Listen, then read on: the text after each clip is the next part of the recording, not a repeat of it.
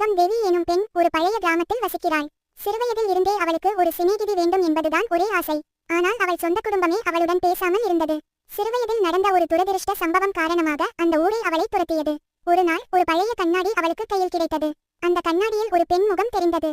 நான் உன் தோழி என்ற அந்த முகம் மெதுவாகவும் இனிமையாகவும் பேச ஆரம்பித்தது. திரும்ப திரும்ப பேசத் துவங்கியதும் தேவிக்கும் ஒரு நிம்மதியான உணர்வு வந்தது. அந்த கண்ணாடி தோழி, நீ எனக்கு ஒத்துழைப்பு தந்தால் நானும் உனக்கு தோழியாக இருப்பேன் என கூறினாள். தேவி ஒத்துக்கொண்டாள். அடுத்த நாளிலிருந்து தேவியின் மனநிலை மாறத் தொடங்கியது. அவள் இரவில் கண் விழிக்காமல் நித்திரை போடவில்லை. தினமும் அந்த கண்ணாடியுடன் பேசினாள். அவள் தோழி தேவியிடம், இந்த உலகம் உன்னை விரும்பவில்லை, நீ என்னுடன் வந்துவிடு என அழைக்க ஆரம்பித்தாள். ஒரு நாள் தேவியின் உடல் வீட்டு பின்புற கிணற்றில் தொங்கிக் கிடந்தது. ஆனால் அந்த கண்ணாடி மட்டும் மாயமாகிவிட்டது. வீட்டில் உள்ள யாரும் அதை காணவில்லை. மறுநாள் அந்த வீடு வாடகைக்கு வந்த புதுமகளுக்கு ஒரு பழைய கண்ணாடி கிடைத்தது. அதில் ஒரு முகம் மெதுவாக சொன்னது, விடப்பெரிது, நான் உன் தோழி. இது போன்ற கதைகளை தொடர்ந்து பார்க்க நமது சேனலை சப்ஸ்கிரைப் செய்து கொள்ளுங்கள்.